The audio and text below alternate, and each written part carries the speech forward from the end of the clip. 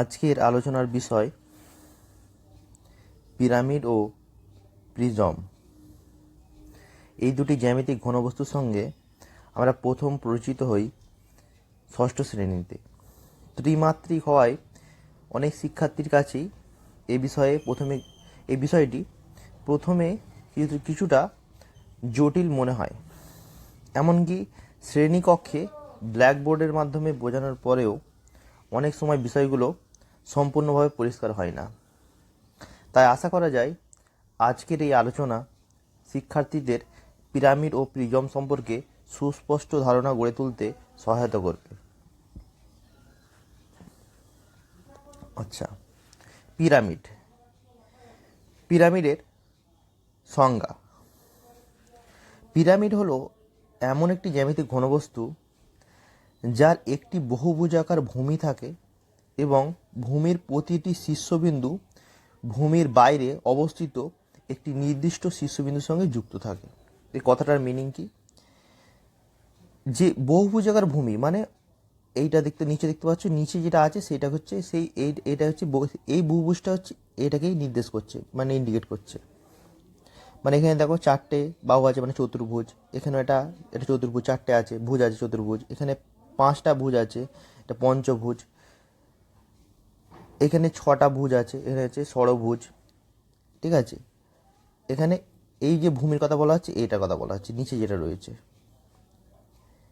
আচ্ছা, ভূমির প্রতিটি শীর্ষবিন্দু ভূমির বাইরে অবস্থিত একটি নির্দিষ্ট শীর্ষবিন্দুর সঙ্গে যুক্ত থাকে। এটা হচ্ছে ভূমিতে আছে। এই যে ত্রিভুজটা, নিচে যে ত্রিভুজটা দেখতে পাচ্ছি এটা ভূমিতে আছে, মাটিতে রাখা আছে। ওপরে এই যে পয়েন্টটা যেখান থেকে সবগুলো লাইন মিলেছে সেটা হচ্ছে ভূমির বাইরে আছে, মানে উপরের দিকে আছে। তাহলে ভূমির বাইরে অবস্থিত একটি নির্দিষ্ট শীর্ষবিন্দুর সঙ্গে যুক্ত থাকে। তাহলে এখান থেকে বলছে এই যে ত্রিভুজের প্রতিটা তিনটে শীর্ষবিন্দু এই যে উপরের পয়েন্টের সঙ্গে যুক্ত থাকে। তোমরা কল্পনা করতে হবে, আমরা আলোচনা করব যে এখানে তোমাদের মানে কল্পনা করতে তোমার সুবিধা হবে সে আলোচনা থেকে। আর বিস্তারিত আলোচনা করব আমরা। আচ্ছা, প্রথমে আমরা ত্রিভুজাকার পিরামিড নিয়ে আলোচনা করব। ত্রিভুজাকার পিরামিড কি? ত্রিভুজাকার পিরামিড হলো এমন একটা পিরামিড যার ভূমি একটি ত্রিভুজ এবং ভূমির তিনটে শীর্ষবিন্দুর সাথে ভূমির বাইরে অবস্থিত একটি সাধারণ শীর্ষবিন্দু যুক্ত থাকে। সাধারণ শীর্ষবিন্দুকে বলছে অ্যাপেক্স। সবকটা শীর্ষবিন্দু, এটাও শীর্ষবিন্দু, এটাও শীর্ষবিন্দু, এটাও শীর্ষবিন্দু, এটাও শীর্ষবিন্দু। কিন্তু এই যে লাল কালার বা কমলা কালার যেটা রয়েছে সেটা মাটিতে আছে, আর যে মাটির সঙ্গে যে টাচ করা নেই সেটাকে বলছে সাধারণ শীর্ষবিন্দু। এটাকে বলছে কি? অ্যাপেক্স বলছে। ঠিক আছে। আচ্ছা, এবার আমরা এখানেও একটা দেখিয়েছি যে এটা ভূমিতে আছে, আর এখানে ভূমির উপরে একটা পয়েন্ট আছে, সেটা হচ্ছে এপেক্স বা সাধারণ শীর্ষবিন্দু। ঠিক আছে, এই ত্রিভুজাকার কেন বলা হয়েছে? এখানে ভূমিতে কি আছে, ভূমিতে যেটা আছে সেটাকে আকার নির্দেশ করছে। মানে এটা যদি ভূমিতে যদি ত্রিভুজ থাকে ত্রিভুজাকার, ভূমিতে যদি চতুর্ভুজ থাকে চতুর্ভুজাকার, ভূমিতে যদি পঞ্চভুজ থাকে তাহলে পঞ্চভুজ আকার, এমন আর কি। ঠিক আছে। আচ্ছা, এরপরে প্রশ্ন হচ্ছে যে ত্রিভুজ আকার পিরামিড আমরা কিভাবে তৈরি করব। আচ্ছা, প্রথমে তোমরা একটা মাটিতে একটা ত্রিভুজ রাখলে। ঠিক আছে, মাটিতে একটা ত্রিভুজ রাখলে, ত্রিভুজের শীর্ষবিন্দু জানো, এইগুলোকে ত্রিভুজের শীর্ষবিন্দু বলে। এবার আমরা কি করব, এই যে ত্রিভুজের তিনটে শীর্ষবিন্দু আছে আর ওপরে একটা ধরো একটা পয়েন্ট রাখলাম যে মাটি থেকে উপরে অনেকটা। এবার এই যে তিনটে শীর্ষবিন্দু থেকে সুতো বেঁধে তুমি ওই ওপরে যে বিন্দুর সঙ্গে যুক্ত করে দাও। সুতো, আমরা জ্যামিতিকভাবে লাইন বলছি, তোমরা কল্পনায় সুতো ভাবতে পারো। সুতো বা দড়ি যুক্ত করে দাও, এখান থেকে যুক্ত করে দিলে তিনটে। তারপর ওটাকে চারপাশ কাপড় দিয়ে ঢেকে দাও। এবার তুমি যে ছবিটা দেখতে পাবে তোমার সামনে, কল্পনায় দেখো, সেটাই হচ্ছে ত্রিভুজাকার পিরামিড। আশা করি তোমার ধারণা ক্লিয়ার হয়েছে। আচ্ছা, এবার আমরা আলোচনা করব, এবার আমার প্রশ্ন হচ্ছে এর বৈশিষ্ট্য সম্বন্ধে। আচ্ছা, এর তলগুলো কেমন? এর তলগুলো সবকটা ত্রিভুজ। তুমি যখন কাপড় দিয়ে ঘিরে ফেললে দেখবে এটাও একটা ত্রিভুজ হয়েছে। এই পাশ দিয়ে যাবে, এখান থেকে এই পাশ থেকে দেখবে তুমি এখানে একটা ত্রিভুজ দেখতে পাবে। এই পাশ থেকে দেখবে একটা ত্রিভুজ দেখতে পাবে পিছন থেকে।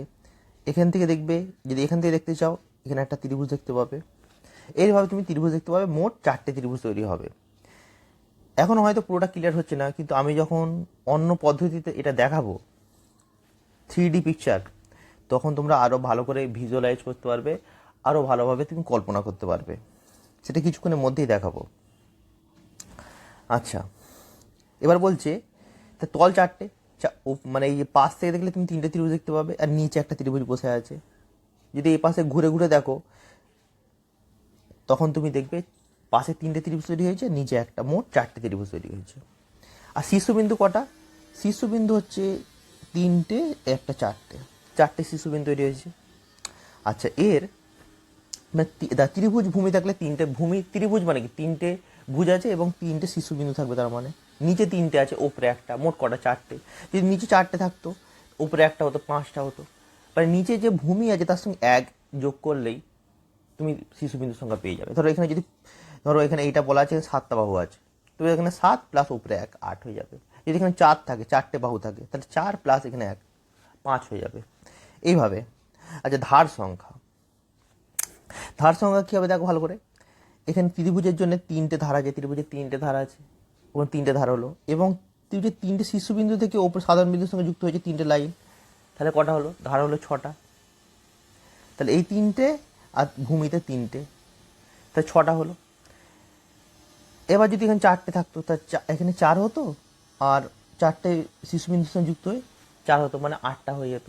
যদি এখানে 5টা থাকতো, তাহলে 5 5 10 হয়ে যেত, এরকম। আচ্ছা, তার ধার সম্বন্ধে ক্লিয়ার হয়ে গেল। আচ্ছা,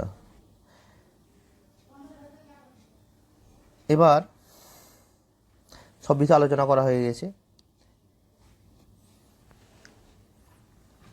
এবার দেখো, এবার তোমরা কল্পনা করতে পারবে আরও ভালোভাবে যে নিচে একটা ত্রিভুজ রাখা আছে, দেখো, মানে যেটা ছাই রং বা অ্যাশ কালার যেটা আছে মেঘ মতো, তার উপর দেখো একটা ত্রিভুজ রাখা আছে একটা, সেই ত্রিভুজটা হচ্ছে ভূমিতে রাখা আছে।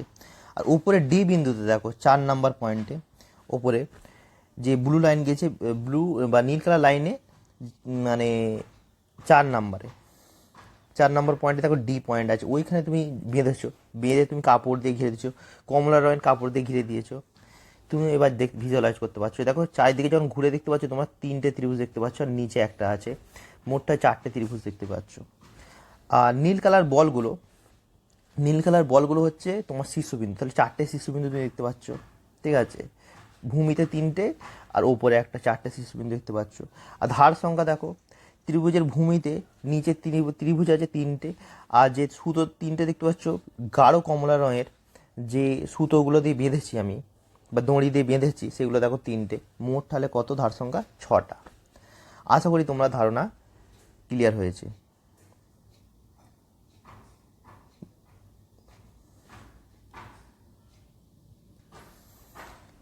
আচ্ছা, এবার আমরা চতুর্ভুজ আকারের পিরামিড নিয়ে আলোচনা করব। একটা বুঝলেই তোমরা বাকিগুলো বুঝতে পারবে, জাস্ট আলোচনা করছি। চতুর্ভুজ আকার পিরামিড হলো এমন একটি পিরামিড যার ভূমি হলো একটা চতুর্ভুজ। এই যে ভূমিটা একটা চতুর্ভুজ বা 4টে বাহু আছে, ভূমির প্রতিটি এবং ভূমির 4টি শীর্ষবিন্দু একটি সাধারণ শীর্ষবিন্দুর সঙ্গে যুক্ত থাকে, এটার সঙ্গে যুক্ত আছে। এখানে চতুর্ভুজটা তুমি বসেছ মাটিতে, এবং এটা সুতো বা দড়িতে বেঁধেছো 4টে, দিয়ে তুমি কাপড় দিয়ে ঘিরে দিয়ে দিয়েছো। যখন তুমি এই দিকে হাঁটবে, চারিদিকে এই চারপাশে যখন হাঁটবে, তুমি দেখতে পাবে তুমি 4টে ত্রিভুজ দেখতে পাবে, আর নিচে একটা চতুর্ভুজ দেখতে পাবে। মোট তাহলে তল সংখ্যা ধরো কত হবে? 5টা হবে। আচ্ছা, সেই বিষয়ে আলোচনা করছি। এখানে দেখতে পাচ্ছ আরও ভালোভাবে, এখানে একটা ভূমিতে বসানো আছে এবং 4টে যুক্ত করা হয়েছে দড়ি দিয়ে, এখানে একটা দড়ি দিয়ে যুক্ত করে তুমি কাপড় দিয়ে ঘিরে দিয়েছো। আচ্ছা, এবার কীভাবে তৈরি হয় সেটা তো আমি আগেই বলেছি, চতুর্ভুজ ভূমিতে রাখো, আর চতুর্ভুজের শীর্ষবিন্দু থেকে উপরে একটা বিন্দু দড়ি দিয়ে বেঁধে দাও, দিলে আর কাপড় দিয়ে ঘিরে দাও, সেটা একটা যেটা পাবে, যেমন ছবি দেখতে পাবে কল্পনায়, সেটা হচ্ছে চতুর্ভুজাকার পিরামিড। আচ্ছা, এর পিরামিডের বৈশিষ্ট্য কি? এর বৈশিষ্ট্য হচ্ছে এর 5টা তল আছে, ঠিক আছে। নিচে একটা চতুর্ভুজাকার তল, আর চারিদিকে যখন হাঁটবে, তখন হাঁটার সময় দেখতে পাবে 4টে ত্রিভুজ দেখতে পাবে। মোট কত তল? 5টা তল। আচ্ছা, এর শীর্ষবিন্দু কটা? শীর্ষবিন্দু দেখতে পাচ্ছি চতুর্ভুজ মানে কি 4টে নিচে আছে, উপরে একটা, 5টা। আচ্ছা, যদি এর বলি ধার সংখ্যা কত, চতুর্ভুজের 4টে বাহু আছে মানে 4টে ধার, আর 4টে দড়ি দিয়ে তুমি বেঁধেছো, তাহলে হচ্ছে কত, 8টা ধার। আশা করি বিষয়টা পরিষ্কার হয়েছে, এখানে আবার লিখে দিয়েছি সংক্ষেপে। এবার আমরা আবার ভিডিওর মাধ্যমে দেখব, ভিজুয়ালাইজ করার চেষ্টা করব। এখানে তোমরা দেখতে পাচ্ছ যে পিরামিডটা দেখতে পাচ্ছ সেটা হচ্ছে চতুর্ভুজাকার পিরামিড। কারণ ভূমিতে দেখো যে মেঘের মতো যে অংশটা, তাকে সেখানে দেখো 4টে মানে চতুর্ভুজ বসানো আছে একটা, আর সেখান থেকে তুমি শীর্ষবিন্দু থেকে তুমি যুক্ত করে, দড়ি যুক্ত করে তুমি ওপরে যে বিন্দুটা রাখলে, মানে এখানে ই পয়েন্ট, ঠিক আছে, সেখানে তুমি যুক্ত করে দিলে, তখন যে তুমি তারপর কাপড় দিয়ে ঘিরে দিলে, ঘিরে যে একটা পাচ্ছ সেটা হচ্ছে পিরামিড তৈরি হয়ে গেল চতুর্ভুজ আকার। এর তল সংখ্যা কি, যে নিচে একটা চতুর্ভুজ বসানো আছে আর পাশে 4টে ত্রিভুজ দেখতে পাচ্ছ, যখন ঘুরছে দেখতে পাচ্ছ 4টে ত্রিভুজ। মোট কটা, 5টা তল, 4টে ত্রিভুজ আকার তল, একটা চতুর্ভুজ আকার তল, বাস, ঠিক আছে।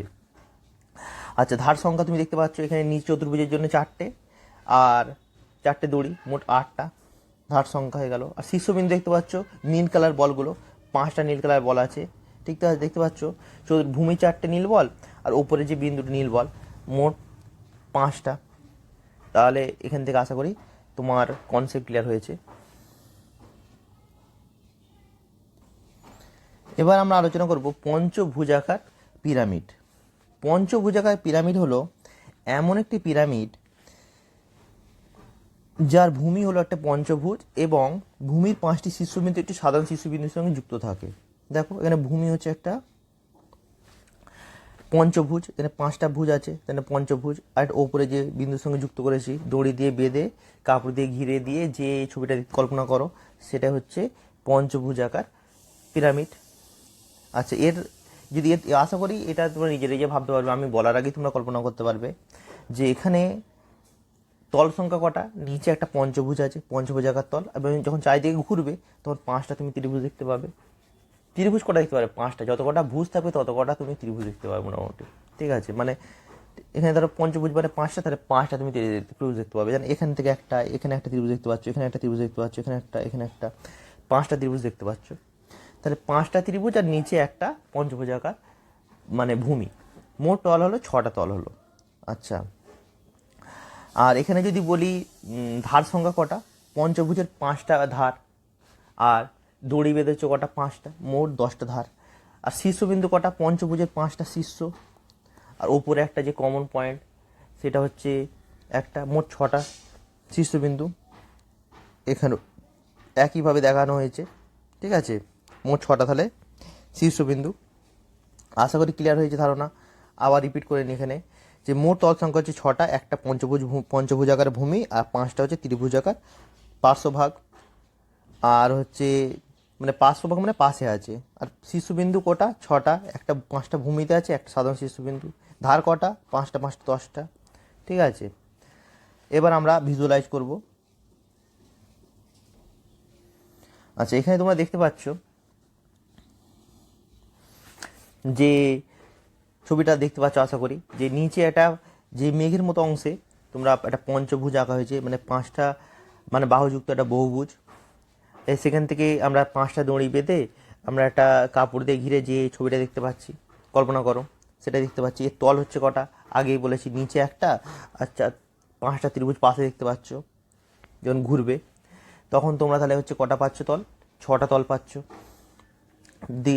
নীল কালার বল থেকে তুমি বলতে পারবে শীর্ষবিন্দু কটা, ভূমিতে 5টা আর উপরে একটা, মোট 6টা শীর্ষবিন্দু। ধার কটা, নিচে পঞ্চভুজ মানে 5টা বাহু আছে পঞ্চভুজ, আর যে একটা, আর যে একটা বিন্দুতে যে 5টা দড়ি বেঁধেছি সেটা হচ্ছে 5টা, মোট কটা হলো 10টা ধার হলো। আশা করি তোমার এই বিষয়ে কনসেপ্ট ক্লিয়ার হয়েছে। এবার আমরা ষড়ভুজাকার পিরামিড নিয়ে আলোচনা করব। ষড়ভুজাকার পিরামিড কি? ষড়ভুজাকার পিরামিড হলো এমন একটা পিরামিড যার ভূমি হচ্ছে ষড়ভুজ মানে 6 বাহু বিশিষ্ট বহুভুজ, এবং ভূমি 6টি শীর্ষবিন্দু একটি সাধারণ শীর্ষবিন্দুর সঙ্গে যুক্ত থাকে। তাহলে এখানে ভূমিতে কি আছে, ভূমিতে আছে 6টা বাহু বিশিষ্ট একটা বহুভুজ মানে একটা ষড়ভুজ, আর এখান থেকে তুমি শীর্ষ থেকে তুমি 6টা দড়ি বেঁধে কাপড় দিয়ে ঘিরে দিলে, দেওয়ার পর যে ছবিটা দেখতে পাচ্ছ সেটা হচ্ছে তোমার ষড়ভুজাকার পিরামিড। আচ্ছা, এবার আমরা তল সংখ্যা সম্বন্ধে আলোচনা করবো। তল সংখ্যা মানে কি, নিচে মানে একটা তল আছে, ষড়ভুজাকার তল আছে নিচে যে ভূমিতে বসানো আছে, চারপাশ যখন ঘুরবে 6টা বাহু মানে 6টা ত্রিভুজ, মোট তাহলে হচ্ছে 7টা তল হলো। আচ্ছা, যদি বলি তোমার শীর্ষবিন্দু কটা, এখানে দেখতে পাচ্ছ ভূমিতে 6টা আছে, 6টা তুমি বল দেখতে পাচ্ছ নীল কালার, আর উপরে একটা, মোট 7টা, মানে 7টা শীর্ষবিন্দু আছে। ঠিক আছে। আচ্ছা, আর যদি বলি ধার সংখ্যা, ধার সংখ্যা মানে কি, 6টা বহুভুজ মানে 6টা ধার আছে, মানে ষড়ভুজ মানে 6টা ধার আছে। আর হচ্ছে দড়ি বেঁধেছ 6টা, মোট তাহলে 12টা, তাহলে 12টা ধার। ঠিক আছে, তা শীর্ষবিন্দু 7টা, তল 7টা, ধার হচ্ছে 12টা। আশা করি বিষয়টা তোমার কাছে পরিষ্কার হয়েছে।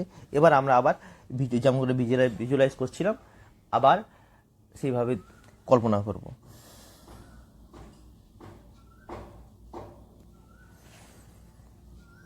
দেখো এখানে তোমরা দেখতে পাচ্ছ যে ভূমিতে একটা যে মেঘের মতো অংশতে 6টা ষড়ভুজ আঁকা আছে, এবং সেখানে তার ষড়ভুজের শীর্ষবিন্দু মানে যে নীল কালার যে বলগুলো রয়েছে, শীর্ষবিন্দু থেকে তুমি দড়ি বেঁধে তুমি ওপরে যে একটা কমন পয়েন্ট জি বিন্দুতে যেটা দেখতে পাচ্ছ সেখানে যুক্ত করে দিলে।